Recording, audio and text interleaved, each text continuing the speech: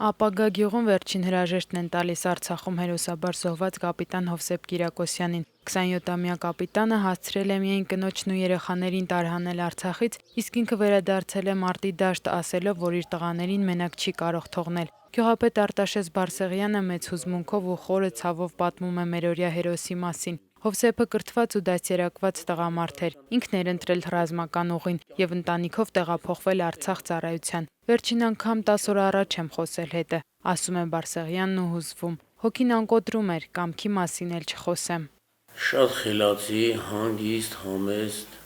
հայրենասեր։ Իր հայրենասիրությունը ավելի շատ երևում է հենց հիմա, որովհետև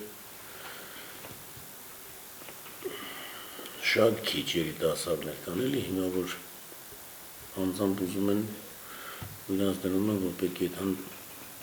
զինվորական ուղղությամբ ծառայեն։ Մարդկանց հոսքը արդեն 2 օր է չի դադարում, ամենաբարձրաստիճան պաշտոնյաներից մինչև հարևան գյուղերի ու քաղաքների բնակիչներ գալիս են հարգանքի տուրք մատուցելու մեր հերոսին։ Հովսեփի աճյունը կամփոփվի Կիրակոսյանների ընտանեկան գերեզմանում։ Սասունցիներն ուզում են հերոս որդուն կողքները պահել։ Հուշարձանի հաղթական պատի վրա պետք է նկարը փակցնենք, պատի մեջ դրված։ Մեր զոհված Արցախյան պատերազմի խաչքարի մոտ առանձին իր համար խաչքար կանգնեցնենք։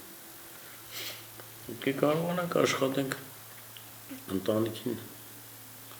ամեն ինչով օգտակար լինելու, որովհետև ինքը արդեն հերոս է։ Ցուցաբերած արիության համար կապիտան Հովսեփ Կիրակոսյանը հետմահու պարգևատրվել է մարտական խաչով։ 2 անչափահաս երեխաներ ունի Հովսեփը։ Չիրականացած բազում երազանքներ, կիսատ թողած շատ ու շատ գործեր։ Լույս քո հիշատակին ու հավերժ փառք քեզ հերոս։